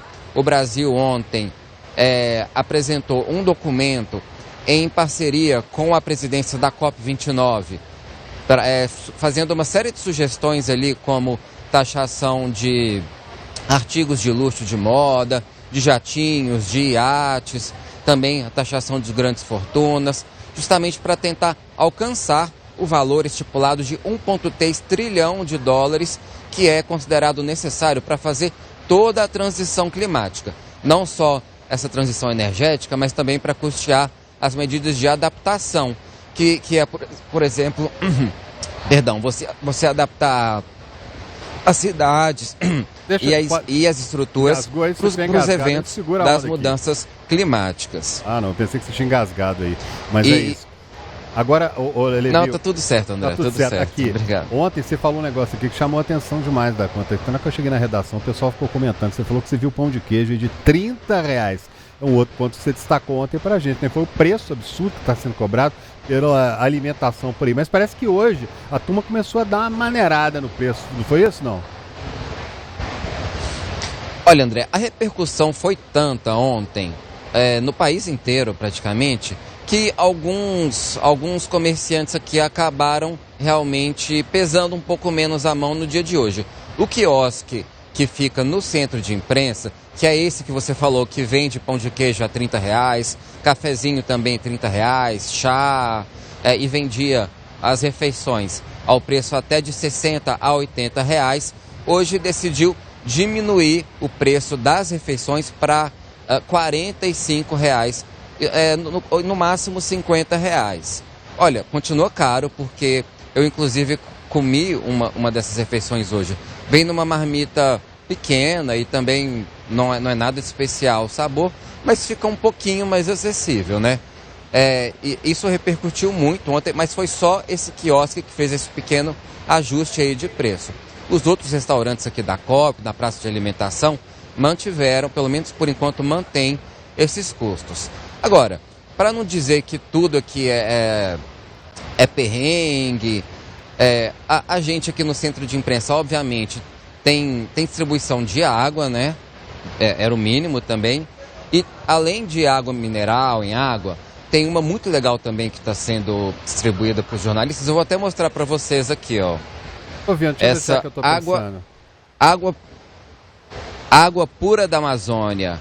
É uma água feita com sais, mas também com baixo teor de sódio. E ela é retirada ali de minas diferentes do território amazônico aqui. E olha, ela tem um gostinho diferente também. Pela lata, nem parece uma lata de água, né? Mas é uma lata de água mineral. Tem um sabor diferente e é Você consegue. É bastante bonita. Eu acho que eu vou até levar essa para casa de recordação. Com certeza, é uma recordação muito boa de uma cobertura tão legal quanto essa, um momento tão importante, ela nem abre, já leva ela guardada.